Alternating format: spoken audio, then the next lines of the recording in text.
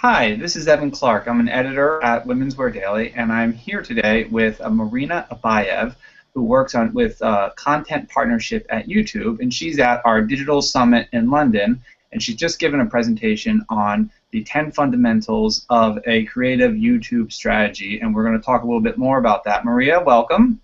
Thank you. Thank you for having me. Thanks so much for being here. So let's just dive right in. Is a creative YouTube strategy?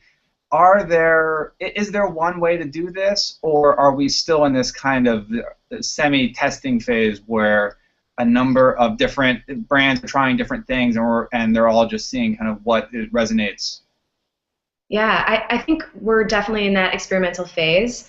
I think that brands are starting to sort of dip a toe in, but they haven't jumped in with both feet. I think brands are still sort of sensitive to having full control of their content and going through sort of editorial reviews and making sure that they're putting out really polished pieces maybe one time per year or three times per year, as opposed to sort of leaning into video in a more flexible way, in a way that they can engage fully on YouTube, like many of our creators do. So I think we're in the beginning stages. I don't think that there's a formula to success, but I do think these 10 fundamentals of a strategic and creative strategy on YouTube help in framing sort of how to do this in a way that we've seen other creators do it on platforms. So no right way to do it. We're seeing lots of brands experiment, and we're seeing a lot of success come out of that.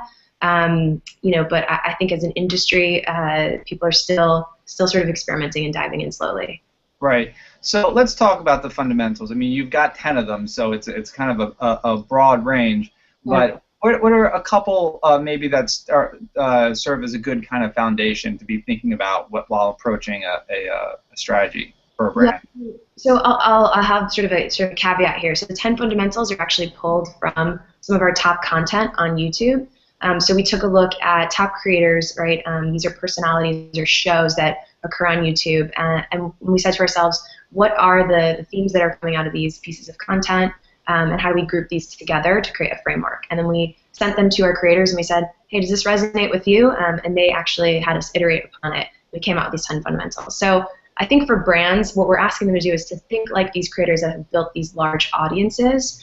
And some of the fundamentals that these creators have built audiences upon are consistent content that is conversational, right? So those are two of the pieces, and two fundamentals is having consistent content that they can create in a sustainable way, as well as having content that is conversational. And so what I mean by consistent is, can you commit as a brand to creating a series of content and to having some sort of a schedule that your audience can rely on, right? So if you're going to do a trends analysis, can you do it monthly, or can you do it bi-weekly? And can you give your audience something to look forward to? And as well, consistency sort of means, can you have a single spokesperson for your content on YouTube? Can you have a voice or a format that you go back to that people can rely on? Do we have a sense of when you say consistent, how often, how regular? I think we've seen this repeatedly in the digital world, where a new, not a new YouTube isn't new, but a tool comes up and people, well, how often should we be tweeting or posting or liking or doing these things? Is a YouTube update? Is this going to become a daily thing, or what is it weekly? Is it, you mentioned monthly? Monthly seems like a long time between. Yeah, that's a really good question, and I think ultimately, I hate to give like this generic response, but it's up to your audience, right? How much content they want to consume from you. I think, again, when you think like a creator, right? You see that creators on our platform, beauty and fashion creators, they might upload weekly, but they might also upload daily. And there are some pieces of content that they actually take months and months to produce. And other pieces of content that are just them speaking into a camera, and it's very conversational. And so I think the way that we ask brands to think about it is segmenting your content into 3 different buckets, which is hub, hygiene, and hero, right? So you have one single huge piece of content that's your hero content that you're putting lots of media behind that gets released probably 1 or 2 times per year. Then you have your hub content. So this is speaking to a specific audience or covering a line, or it's serving a niche sort of a segment, and it's a series that is produced episodically, right? And you can create that series, let's say weekly, for a couple of months, right? And then you have your hygiene content, which is more your evergreen content, right? Things that you can have on your channel, how-to videos, tutorials, sort of product specs, Q&A that will live on your channel regardless, and that can be uploaded at any point in time. So I think that's a sort of a framework to think about. As far as upload consistency, we see a lot of creators upload at least once a week, but you have to know what's best for your audience. And you can take a look at your analytics and see what percentage of my videos are being viewed. Test what does it look like when I upload 3 videos a week? What does viewership look like? What does subscriber growth look like? What does audience engagement look like? And then test, what happens if I do it just once a week? Should I do it every day? I don't know. Brands might also not have the resources to create content on a daily basis, so that's something else to consider. Right. So one, you mentioned the hero kind of content that would come out once or twice a year. I imagine you have a lot of brands when you're talking to them. How do we make this go viral? How do we do that?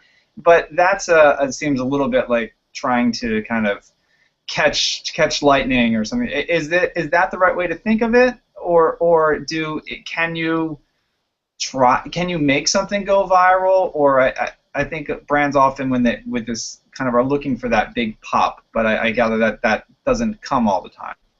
Sure. Yeah, I think making things go viral is something that, in the early stages of digital video, everyone is sort of asking this question to their agencies. Like, can you just create something that goes viral? And we're really happy about it. And I think that perception of like the want of a viral video is actually shifting. And I think that we're looking at, and this is happening on all social platforms, right? We have constant engagement, we have constant interaction, we have a relationship that brands are building with large audiences over time, right? And the same thing applies to digital video. How do you build a sustainable audience on your YouTube channel? Or over time, the audiences will follow you on and increasingly sort of tune into.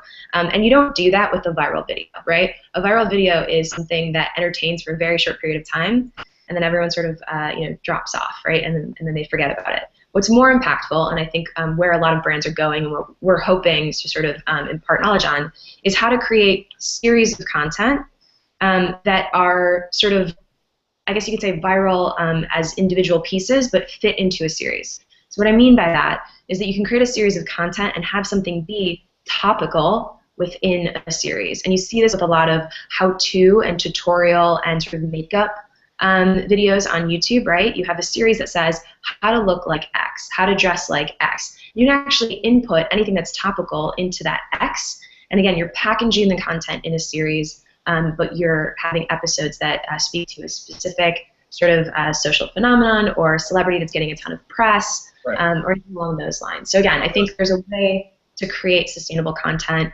We shouldn't just be thinking about single viral hits. And in fact, when you look at some of the big viral, quote-unquote, campaigns that have come out, you notice that there's always supplemental content that goes along with it. The Dove campaigns are a great example. Old Spice is a great standby example as well. It was never a single piece of content. It was the continuity of content that summed to have a huge impact, and it was all sort of shareable. So fascinating. So a lot of this, too, when you're looking at building an audience and kind of maintaining it, it seems to be one of the keys is mirrors your approach that you took while coming up with this. Is very much a back and forth, a communication, and sort of saying, this is what we're thinking. What about that? And I know I mean, could you talk about that? How important is it for a brand to be really communicating with their audience, and what kind of feedback can they get from the audience, and how should they use it? Yeah, that's a really good question. So I think that we're seeing, well, first off, we're seeing creators do this on the platform all the time, right? Creators speak sometimes directly into a camera, and they say, tell me what you would like to see in my next video. So, and this is actually a part of the 10 fundamentals, right? It's being interactive. So how do you speak directly to your audience and source content ideas from them, and actually follow through and create that content, right? So creators do this all the time. Viewers request a specific video, do a tutorial of how to look like, this celebrity, or show me how to wear this style that I just saw in a magazine. I'm not quite sure how to put it together. And so those ideas get upvoted by the YouTube community, the subscribers of the channel, and that channel, that personality behind it, will create the video. Often what they do in that is actually highlight the person that recommended it in the first place, which is, to me, amazing, right? If you can imagine someone that you follow and adore and love in the online space has just called you out personally in a video, you would be so much more compelled to go share that content and subscribe to that channel, and obviously tune in and day out. And I think, again, the point here is that creators are already doing this, and brands should be looking to do the same thing. And I think be vulnerable enough to lean into your audience, trust them, and allow them to sort of source some of your content for you, right? Listen to them, ultimately, is what we're asking you to do, and they'll guide you on what they want to see. And that's, I think, probably the best way that you can serve them as well. Right. Oh, interesting. So how there are countless videos updated every day or uploaded every day. How will a brand or a campaign kind of make sure that they're heard above the din? Yeah, again, another really good question. So discoverability is something that we think about a lot, right? How do you make sure that you're surfacing in all the right places and that you're getting attention on all of this content that you've put a lot of work into creating?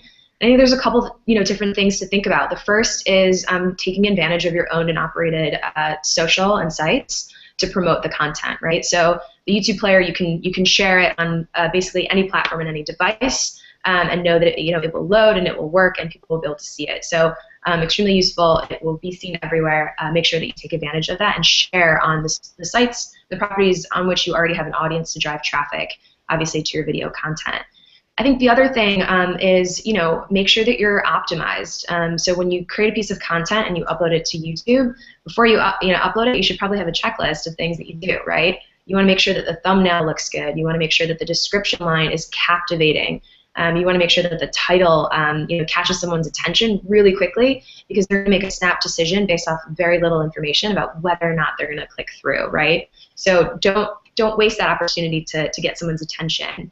And I think lastly, sort of topicality, right? Like, take advantage of trends and of highly searched keywords. YouTube is the second largest search engine after Google.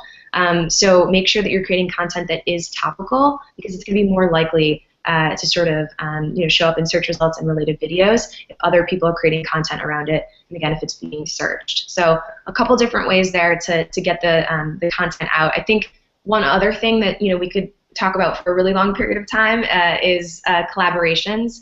So the best way to grow your own channel is actually to partner with someone that has a large audience on YouTube. So whether it's a creator or another brand, and actually work together on creating pieces of content. And again, posting some of that content to your channel, some of the content to their channel, and again, sharing those audiences. So I think a lot of different ways you can approach promotion. Another piece that I should mention is, sometimes you need to push out your content. So you can use, sales and media buys to do that as well, to get out your content, especially for, we were talking about hero content, those huge pieces that you release, as well as hub content. Right. So you're pushing it out. I gather, too, that it's important to make something that is that where you're also getting your audience to do some of this kind of broadcasting work for you, or something where you, is there a magic formula for shareability, or how do you know something that, not necessarily going viral, but how are you kind of increasing your chances that this is something that's going to be that your users are going to pass along? Yeah, that's another good question, right? So why do people share things? And I think every brand should ask themselves this before they create content in the first place. How do we ensure that this is something that's going to be shared, right? And so usually when we share things, it's because we want to say something about ourselves, right? Like, I share a funny video because I'll be perceived as funny in my social stream, or I share a intellectual or informative video because I'm going to be seen as informative. So how do you create videos that create value that people will want to share with others?